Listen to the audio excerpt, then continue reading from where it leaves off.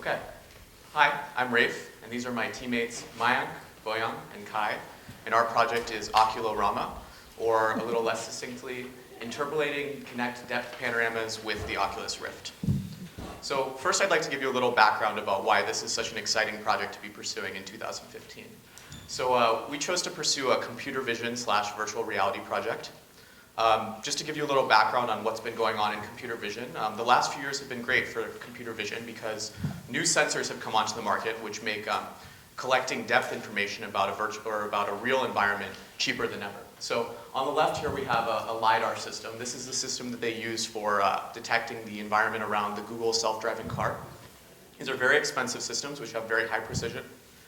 But in recent years, Microsoft has come out with the Kinect, and more recently they've come out with the second version of the Kinect, which provides sufficient precision for many consumer-grade applications, but at a much lower price tag, $200 versus $70,000 for the LiDAR system. So you can see these new sensors being brought into the market, particularly by Microsoft, are bringing new quality of capturing depth data that wasn't available to the consumer before. So on the virtual reality side, we have similar improvements with visualization. So in 1995, for $250 $2015, you could buy a Virtual Boy, which was monochromatic. It was essentially a Game Boy with a headset. It didn't work very well, and it certainly wasn't an immersive experience by any token. And now, in 2015, you can buy an Oculus Rift for 2015, which is, again, the second version of a headset that's recently come onto the market in the past few years. The Oculus Rift, you can see, provides a much higher quality display, but it also provides feedback from the user's movement of their head, as well as translation of the head, to provide a more immersive experience that gives you real sense that you are actually in the environment that you're visualizing. And this has been made possible by advances in mobile technology. So along these lines, we decided to put these two things together to build a new type of virtual reality experience that is more accessible to the consumer. So you can see in this picture, which is not cropped very nicely, Kai is wearing the Oculus Rift headset, and you can see what he sees on the headset on the laptop screen here. And this is a visualization of a real space, which is the 4th floor of this building, reconstructed as a 3D model and visualized using the Oculus Rift. And the data that we collected was collected automatically using a robot, which had the Kinect as a depth sensor.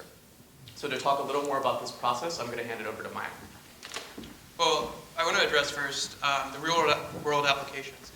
So virtual reality is great for video games, but no one's really demonstrated a convincing use case outside of that. So we had a couple ideas in mind when we started.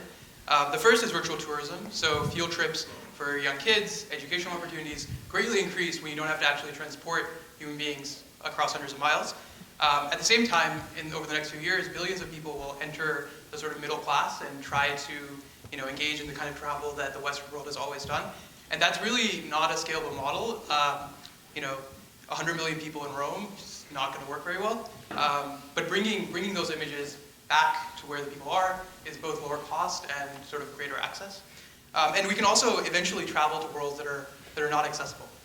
And so image capturing technology on robotic probes is getting better and better, and it's not inconceivable that one day we'll be able to explore those.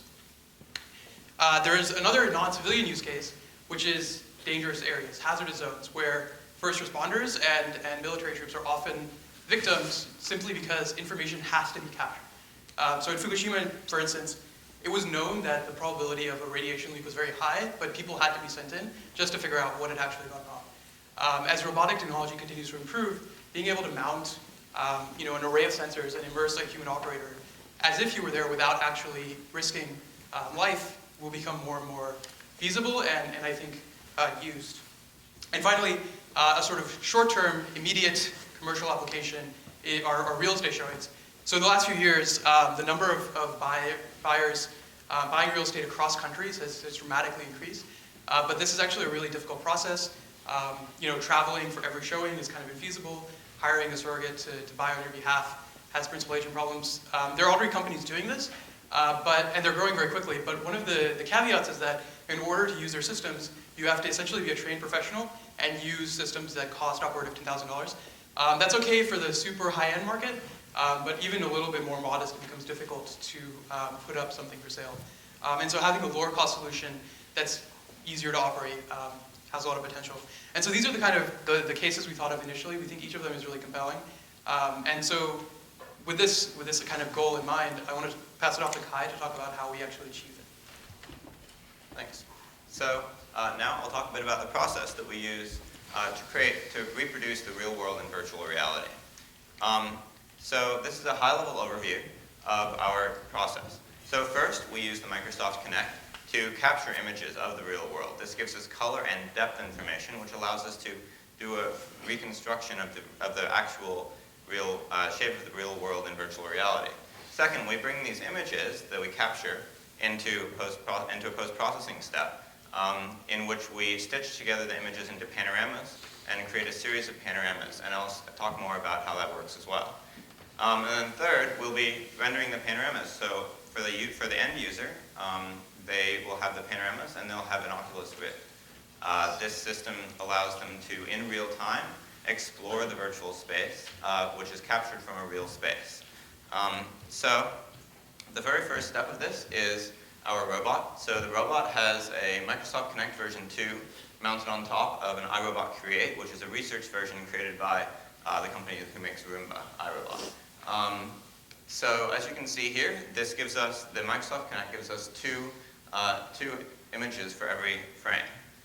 We get a depth image, which tells us how far away every pixel is from the camera, and we get a color image, which is a standard camera capture.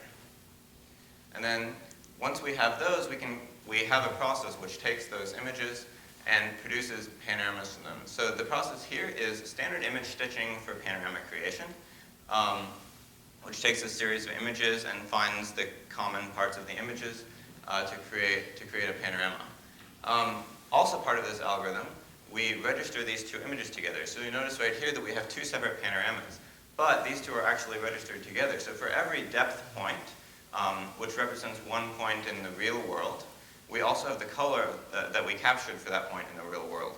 And that allows us to capture a full model of the real space. So on this next slide, this is our rendering system. This is being done in real time. This is our point cloud model. So this is just the data that we're capturing. For each panorama, we have one depth image we have one depth value per pixel. So each pixel in the depth and color images will map into one point in this space. And so you can see here that there's many, many points here. There's some noise, but in general, the entire space is actually reproduced very accurately using just the depth data that we get back and process. And then once we have this point cloud, we can turn this into a mesh. So this is a solid representation of the same space, cleans up a lot of the noise, and it allows you to see the actual surfaces instead of just some points floating around in space. So this is an image captured in the GRASP lab, which is one of our robotics labs here.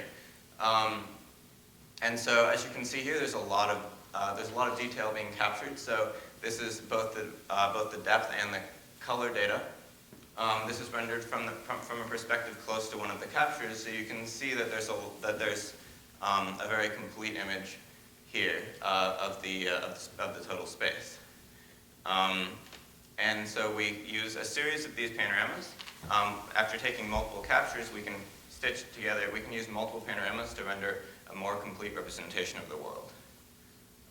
And so to talk about some of our results, I'll hand it off to Boyan. So by now you've found out the back end of our system, which is how we capture these pictures and how we create the world. And now I'm going to talk to you more about the consumer end. And so one of the most important benchmarks that we had was to display everything on the Oculus at 75 frames per second, which means we have to render to the right eye and the left eye 75 frames per second every second. And so without that, every time you put on the Oculus, you immediately get dizzy, and some people have nausea very quickly. And so on the left, you can see a graph that we kept the number of panoramas that we were rendering at 10 as a constant, and we just varied the horizontal resolution. The max resolution that our depth came in at was 4800. And so you can see that we were able to get to around 2400, or about half of that, while keeping the 75 frames per second. And while we rendered that maximum resolution on the right side, we can actually render about 6 or 7 panoramas at once while keeping that maximum resolution. So in the demo that I'm about to show you next, we're doing 6 panoramas at a resolution of 2400. And so this is a real-life demonstration. That's Kai over there. You can see that his head movements are causing rotation in what he sees on the laptop. And you can see that some of the panoramas behind him, they're coming into view as he gets closer to them. That's, we're doing that by calling things that are further away from you so we don't have to waste processing power on that. And you can see that the objects here are stereoscopic and he's seeing them in 3D, while on the laptop it's in 2D. Oh, oops.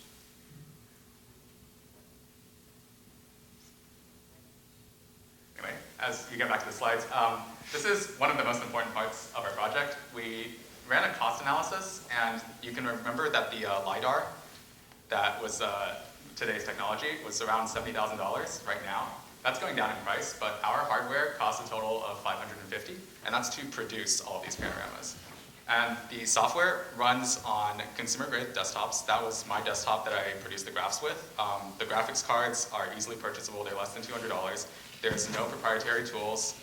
Everything is open software. It's got a small data footprint that, like, one day we could easily stream this from the internet, and it's easily distributable. So in conclusion, the Oculorama is an end-to-end system for creating immersive environments from real environments in virtual reality that has a minimal cost relative to other solutions today, and the cost will only be going down in the future, whereas the quality will only be going up. And so we think it has endless real-life applications that we haven't even touched upon right now, and the data is permanent, so once you capture the pictures, you have it forever. And that's it for Oculorama. And we would like to thank our advisor, Dr. C.J. Taylor, the GRASP Lab for letting us take pictures, and all the core staff.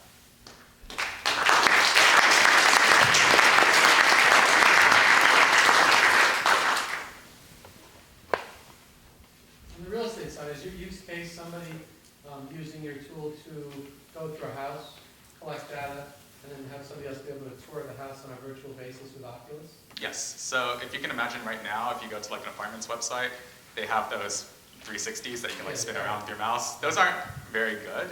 They're not immersive at all. But like with our system, it's very cheap. You can just plant the robot down in the house, like if you're a realtor. You plant it down, you take some pictures, and someone can, or many people can come in and look at it just through the internet.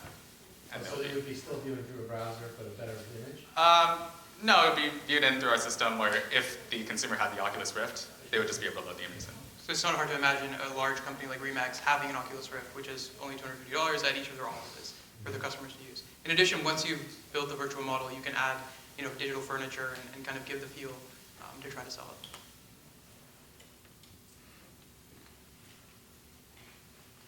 What was the limitation using the connectors?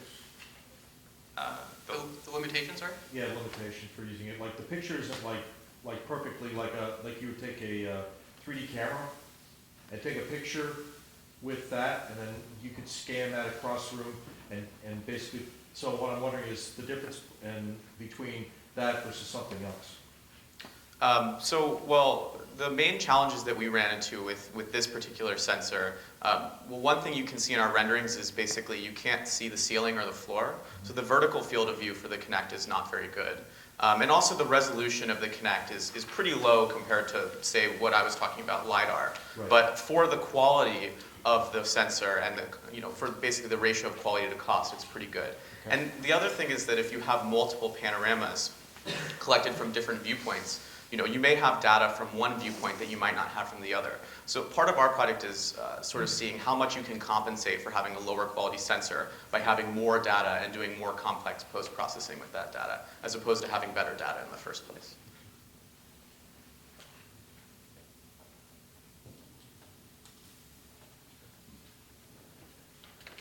Thanks. All right.